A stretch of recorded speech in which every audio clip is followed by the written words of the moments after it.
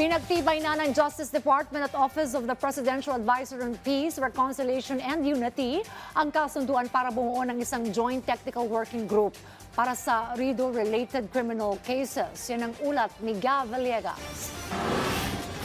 Lumagda ng kasunduan ang Department of Justice at Office of the Presidential Advisor on Peace, Reconciliation and Unity o OPAPRO para bumuo ng isang Joint Technical Working Group para sa mga RIDO-related criminal cases. Layo nitong pag-aralan at gumawa ng pamamaraan paano may sasama ang mga local peace agreements sa mga criminal cases nang hindi nababawasan ang prosecutorial discretion o judicial independence. Mula 2023 hanggang Abril ngayong taon, aabot sa 161 ang na-monitor na mga Community-Based Conflicts-Related Incident o RIDO na patuloy pa rin banta sa kapayapaan, kaayusan at seguridad sa Bangsamoro Autonomous Region in Muslim Mindanao o BARM at iba pang mga lugar. Ayon kay Justice Secretary Frederick Vida, kalimitang away sa lupa, politika, dangal ng pamilya o kaya krimen ang pinagmumulan ng mga RIDO. Anya, walang pag-unlad sa mga lugar na may karahasan at kinakailangan ng whole-of-government approach para malutas ang mga ito.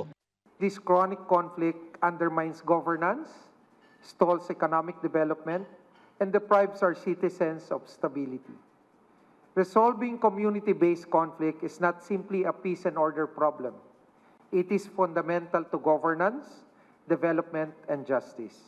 Para naman kay Peace Advisor Secretary Mel Sarmiento, hindi lamang makakamit ang kapayapaan sa pamamagitan ng paglutas sa mga hidwaan. Makakamit ito sa pamamagitan ng pagpapanumbalik ng tiwala at pagpapalakas sa samahan sa pagitan ng mga mamamayan kapag nagkasundo ang mga nasa komunidad.